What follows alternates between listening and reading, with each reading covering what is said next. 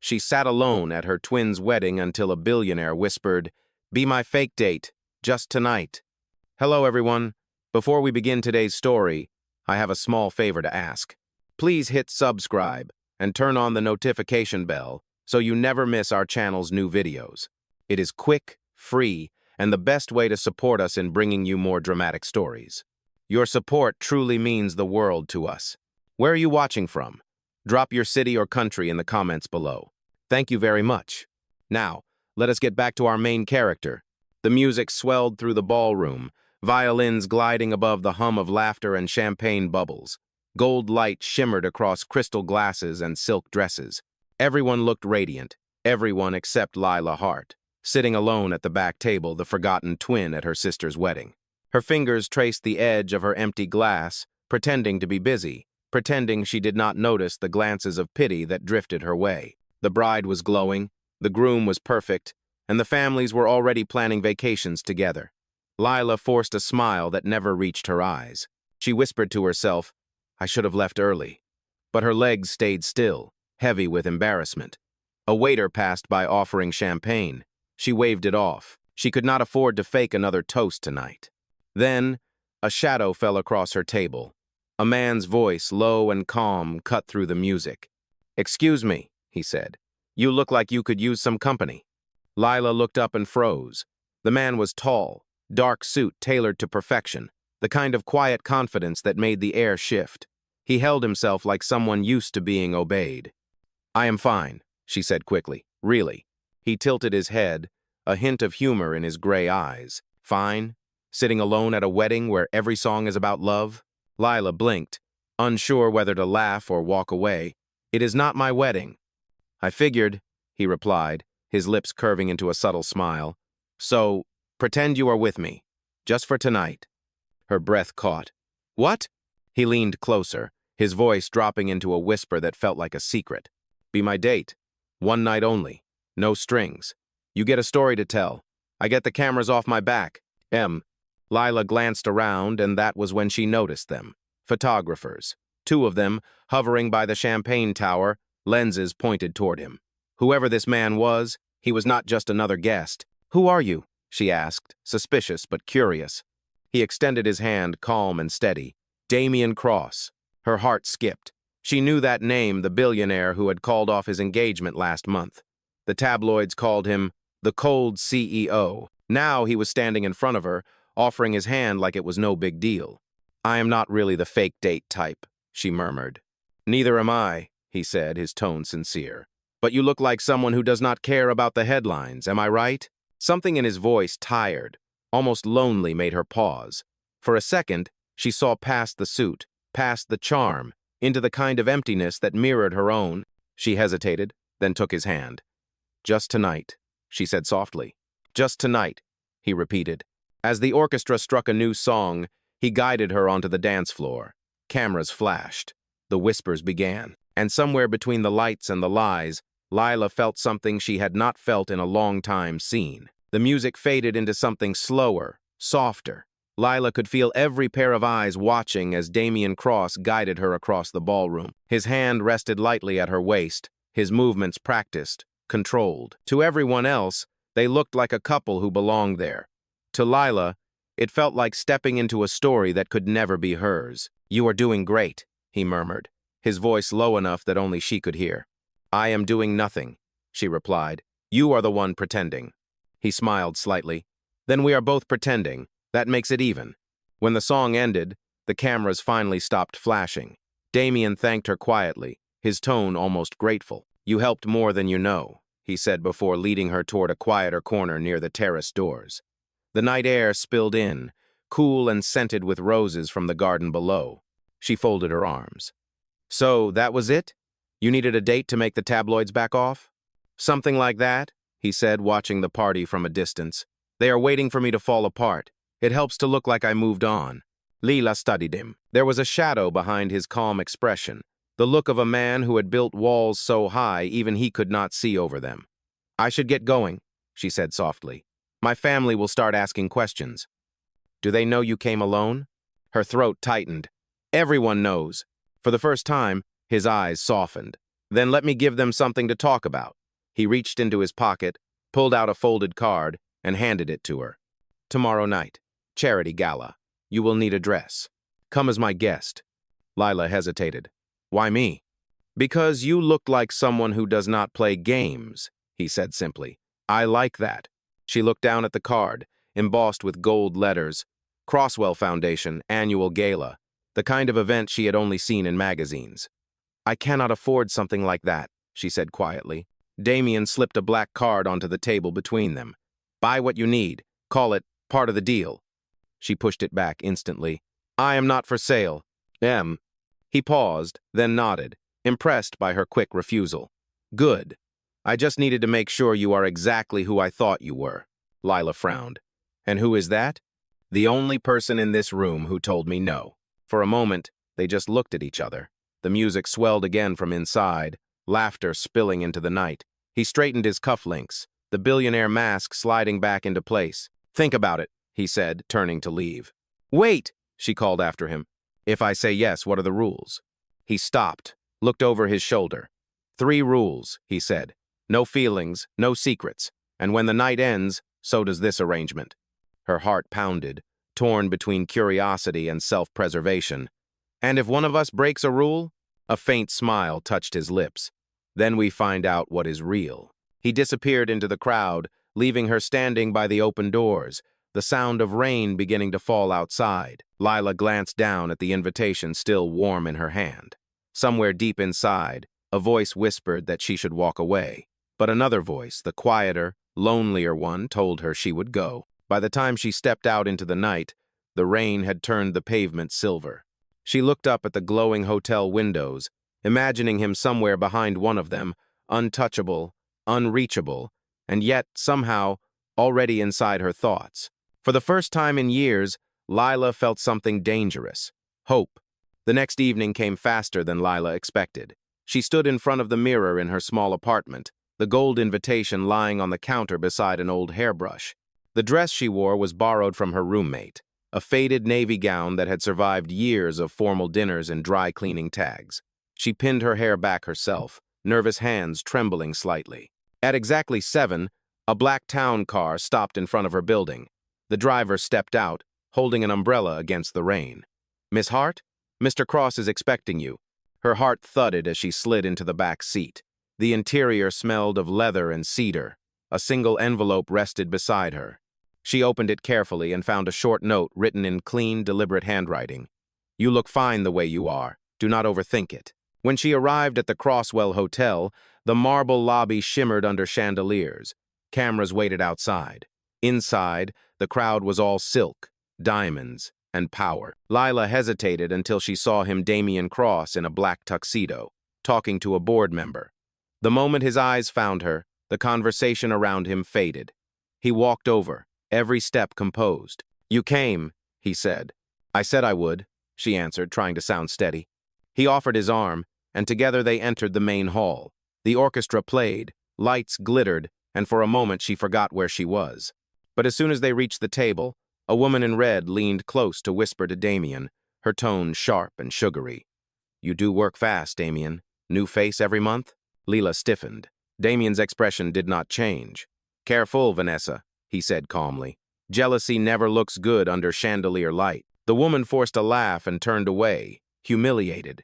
Lila exhaled slowly, realizing she had just witnessed the first test of the night. When dinner began, Damien leaned close and murmured, Rule number 4, never let them see you flinch. She smiled faintly. You just broke your own rule. He looked at her amused. Maybe I needed to.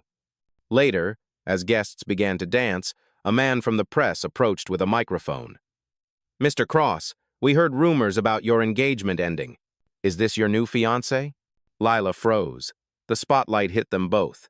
Damien's hand brushed hers under the table, steady and sure. Yes, he said without hesitation. She is. The room gasped. Lila's breath caught, but she kept her smile, remembering his earlier words. Never let them see you flinch. When the reporter moved on, she whispered, That was not part of the deal. Damien's eyes softened. It was the only way to protect you from their questions. Oh. She looked at him carefully, searching for any sign of mockery, but found none. For a man known for his ice-cold heart, he suddenly seemed almost human. The orchestra swelled again. He rose and offered his hand. "One dance, Miss Hart. After that, you can decide if the deal still stands." She hesitated, then placed her hand in his. The music carried them under the lights, her borrowed dress brushing against his tailored suit. Somewhere between the rhythm and the whispers, Lila realized that the rules were already starting to blur. The next morning, sunlight spilled through the tall windows of Damien's office. The skyline stretched endlessly behind him, glass and steel reflecting the new day. Lila stood near the door, unsure whether to sit or speak.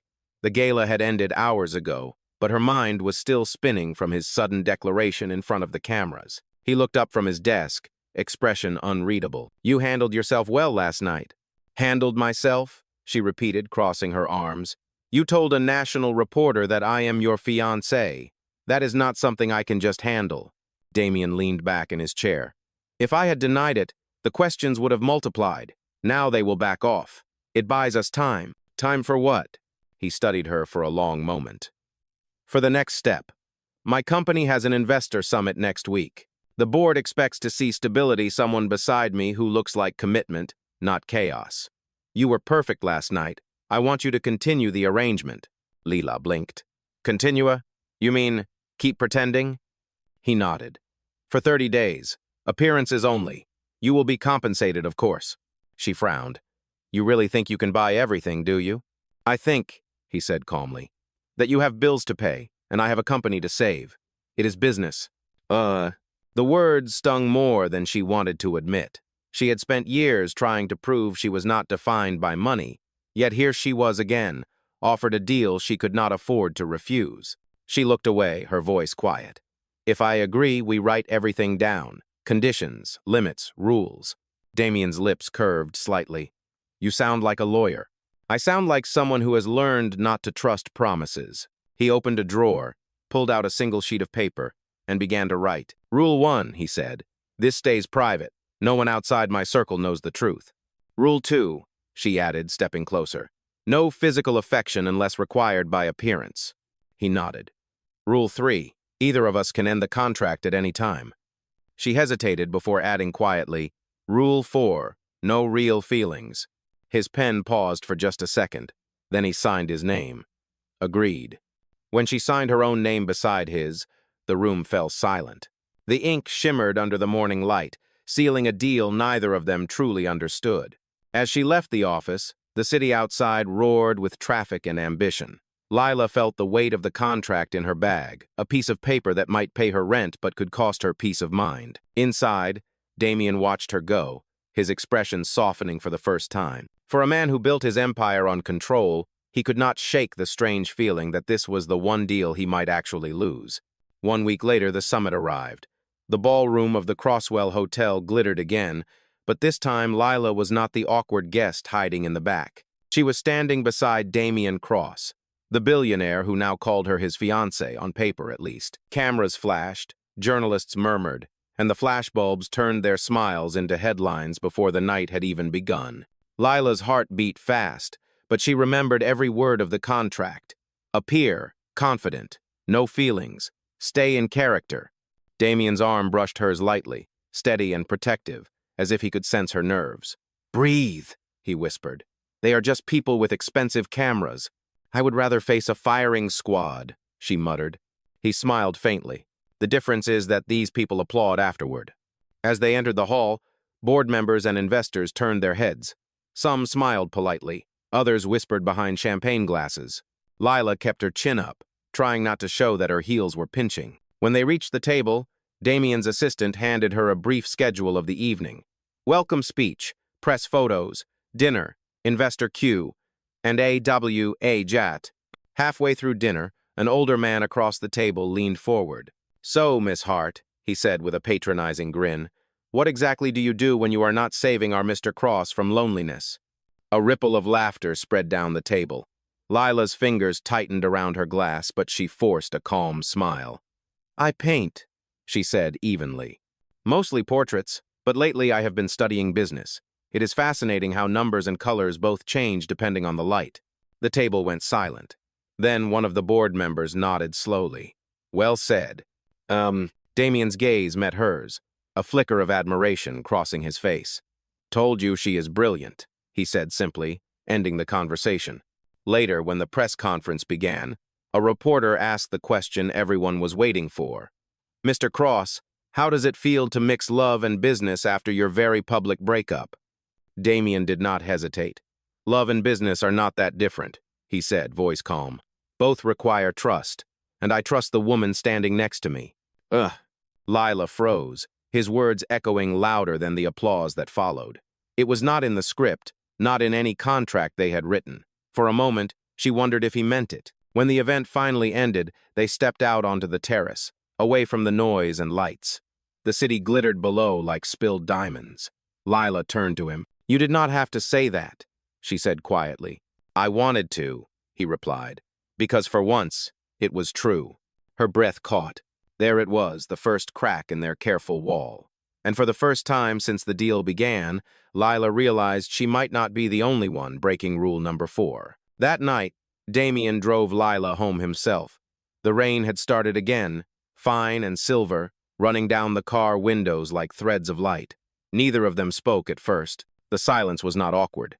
It was heavy, thick with things that neither dared to name. When the car stopped outside her apartment building, Lila unbuckled her seatbelt slowly. "Thank you for the ride," she said, her voice quiet but steady. He turned slightly toward her. "Thank you for saving the night." "I only said what anyone with a pulse would have said," she replied. "You are the one who made it sound real." "It did feel real," he said. The words slipped out before he could stop them. Lila froze, eyes meeting his. For a moment, the city noise faded away. "Damien, do not do that," she whispered. "We both know what we agreed to." He nodded once, but his gaze lingered longer than it should have. "Good night, Lila." She stepped out into the drizzle, the sound of the car engine fading behind her. Inside her small apartment, she leaned against the door, heartbeat drumming in her ears. The contract rules replayed in her mind like a warning. No real feelings, but her pulse did not care about rules. Days turned into a quiet rhythm. Meetings, events, dinners that looked effortless but demanded every ounce of grace she had. Between flashes of cameras and scripted smiles, she began to see the man behind the headlines. Damien worked late, often skipping meals, his focus absolute until exhaustion dulled the sharpness in his voice. One night, after another charity dinner, he drove her to his penthouse because her street was flooded from the storm. "You can stay in the guest room," he said, matter-of-factly. The elevator doors opened to a world she had never seen, floor-to-ceiling windows, dark marble floors, and the quiet hum of rain against glass. But what struck her most was the simplicity. No golden chandeliers, no luxury displays, only a single painting hanging above the fireplace. She stepped closer. "You painted this?" she asked softly. He looked almost embarrassed. "When I was younger, before everything became about numbers and deals." "It is beautiful," she said. "You should paint again." He shook his head. "That part of me is long gone." Lila smiled faintly. "Maybe it is just waiting for permission to return." He looked at her then, really looked at her, as if trying to remember the last time someone spoke to him without expecting anything in return. "You make it sound easy," he said quietly. "Maybe it is," she replied. "Maybe you just forgot how to be human outside the boardroom." Owen, a small laugh escaped him, the first genuine sound she had heard from him in weeks. "You are dangerous, Lila Hart," he said. "You make people believe in things they should not." "Like what?" she asked. "Like second chances," he murmured. The clock ticked softly. The city lights shimmered on the rain-soaked windows, painting them both in gold and gray. For the first time since their arrangement began, the silence between them was warm. As she walked toward the guest room, she turned back once more. He was still standing there. The man who had everything yet looked as if he had been waiting his whole life for something he could not buy. That night, neither of them slept easily. Somewhere between the lines of their contract, something fragile and real had started to grow, something neither of them could ignore much longer. The next morning, sunlight poured across the penthouse, cutting through the rain clouds that had ruled the city for days. Lila woke early, still in disbelief that she had spent the night in Damien Cross's home. She walked quietly through the living room, where everything looked untouched, sterile, as if it had been designed to impress rather than to live in. A tray sat on the marble counter: coffee, toast, and a handwritten note. Gone to an early meeting. Eat something before you go. D. She smiled faintly, surprised by the small gesture.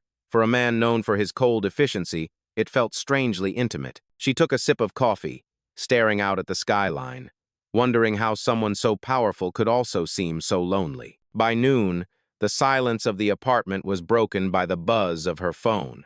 It was an unknown number. She answered, expecting it to be one of Damien's assistants, but instead a woman's voice came through, smooth and sharp. "You are Lila Hart, right? Damien's new fiancée?" Lila froze. "Who is this?" "You do not know me," the woman said. "But I know him. Let me give you a bit of advice. When a man like Damien Cross says something is temporary, he means it. Do not mistake convenience for love." Before Lila could respond, the call ended. The screen flashed a name just long enough for her to read it: Vanessa, the ex-fiancée. That evening, Damien returned, his usual calm replaced by a quiet tension. "You look upset," he said. "Your ex called me," Lila replied. "She told me to remember this is temporary." He exhaled, rubbing his temples.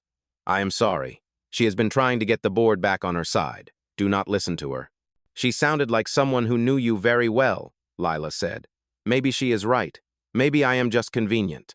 Damien looked at her, his jaw tight. "You are not convenient. You are—" He stopped, the words refusing to come out. "Say it," she challenged softly. He stepped closer, his voice low. "You are the only person who has not wanted something from me." For a moment, the room went silent. Then the door to the penthouse burst open. It was Damien's head of security, breathless and pale. "Sir, you need to see this." He handed Damien a tablet. On the screen was a photo Damien and Lila leaving the gala hand in hand.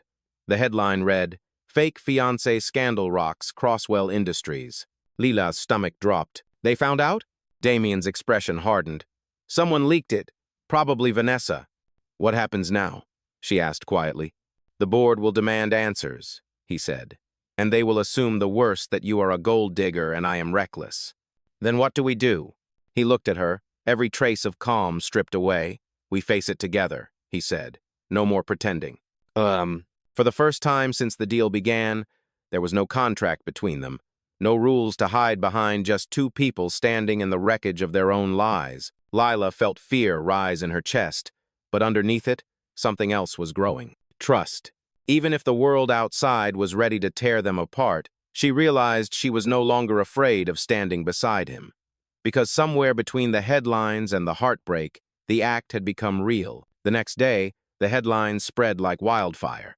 Every news outlet carried the same story photos of Damien Cross and Lila Hart leaving the gala, their supposed engagement labeled a publicity stunt. Words like fake, contract, and scandal flashed across every screen. The board called an emergency meeting, and within hours, Damien's entire empire hung in the balance. Inside the conference room, a dozen men in suits stared at him as if he were on trial. Lila sat in the back, quiet but composed, her hands clasped tightly in her lap. An older board member slammed a file onto the table. "You lied to shareholders, Damien. The company's image is collapsing. The press is tearing us apart." Damien stood, his voice steady but sharp. "I made a mistake trying to protect my private life. That is all this was." Another voice cut in. "You paraded this girl around to fix your reputation after the broken engagement. Now we have sponsors pulling out. We need a statement today." Lila rose slowly from her chair. "Then let me say it." Every head turned. Her voice was calm but clear. "This was not a publicity stunt. I did not ask for money or attention. I was invited into a world I did not belong to, and I tried to handle it with respect. If anyone should be blamed, blame me for believing that kindness and business could coexist." The room went silent. Even Damien stared at her, caught off guard by her courage. One of the board members leaned forward. "Miss Hart, are you saying there was never a contract?" Lila hesitated, then looked at Damien. He nodded once, silently asking her to tell the truth. "There was," she said softly, "but it ended the moment we stopped pretending." The reporters outside the glass wall scribbled furiously. The board erupted in murmurs. Damien stepped beside her, his voice calm but firm. "She is right. This company has survived tougher storms than bad press. But I will not sacrifice the only honest thing that has happened to me in years." The chairman frowned. And what exactly is that? Damien turned toward Lila, his eyes steady. Her gasps filled the room. Cameras flashed from the hall as the security doors opened, letting the press capture every word. Damien took Lila's hand, his tone unwavering. Yes, it started as a contract. I was a fool to think I could control what came after. But I am done hiding behind deals. This woman reminded me what it means to be human. If that costs me everything, so be it. Lila blinked back tears, her voice trembling. Damien. He squeezed her hand gently. Let them print what they want. We will write the rest ourselves. Outside, the noise of reporters grew louder, but inside the room, the tension broke. The board had no answer to integrity. Damien had just turned a scandal into a declaration. Later that evening, as the sun dipped behind the skyline, Lila and Damien walked out of the Crosswell building side by side. Cameras flashed again, but this time neither of them flinched. You really just risked your career for me, she said quietly. He smiled faintly. I did not risk it. I chose it. She looked at him, her eyes glimmering in the fading light. What now? He reached into his pocket and pulled out a small velvet box, the same one used for their fake engagement. Now, he said softly, opening it, we make it real. For a heartbeat, the world went silent. Then, under the setting sun and the echo of flashing lights, Lila nodded. Yes, she whispered. For real this time. 6 months later, spring returned to the city, and so did the calm. The scandal that had once threatened to destroy Damien Cross's empire had faded into memory, replaced by headlines that read, Crosswell Industries donates record fund to arts program. But the truest story was never printed. It lived quietly inside the walls of a small art studio on the west side, where sunlight spilled through tall windows and paint filled the air with color. Lila stood in front of a half-finished canvas, her hair tied back, her hands smudged with blue and gold. Behind her, footsteps echoed on the hardwood floor. She did not have to turn to know who it was. You are early, she said with a smile. Damien set down 2 cups of coffee on the counter. I missed breakfast. I thought you might have too. She wiped her hands on a cloth and walked over to him. The man who had once spoken in press releases and boardroom logic now smiled like someone who had finally learned how to exhale. His suit was still sharp, but his eyes were softer, warmer. How was the meeting? She asked. Short, he replied. They only wanted to confirm that the Crosswell Art Grant will be named after its founder. He looked at her meaningfully. Lila blinked. You mean me? It was your idea, he said. You wanted to give artists a place to breathe. Now they will have it. She laughed softly. You are impossible, you know that? You build an empire, then give it away piece by piece. Maybe that is what empires are for, he said, to be rebuilt into something better. She looked around the studio. On one wall hung the painting that had changed everything, a portrait she had finished months earlier. It showed 2 figures standing beneath an umbrella, city lights glimmering around them. The title in gold letters at the bottom read, Just Tonight. Damien stepped closer, his voice quieter now. You still think about that night? Every time it rains, she said. It was supposed to be one night. I am still trying to understand how it became forever. He smiled. Maybe forever begins the same way as every other night by accident. How? She laughed, and he reached into his pocket, pulling out the same velvet box he had carried on that chaotic day outside Crosswell headquarters. But this time, there were no cameras, no reporters, no contracts, just the 2 of them and the hum of city life outside. He opened the box. The ring gleamed under the morning light. Lila Hart, he said softly, we have signed a lot of papers together, but this is the only agreement I want to last forever. Will you marry me? Her eyes filled with tears. You already asked me that once, she whispered. He smiled. Yes, but that one was for the cameras. This one is for real. She nodded, unable to speak. He slid the ring onto her finger, and for a moment, the world outside seemed to pause. Later, when the first guests arrived for the grand opening of the Cross and Heart studio, the same reporters who once called their love fake now told a different story, a story about faith, redemption, and the kind of love that did not need contracts to survive.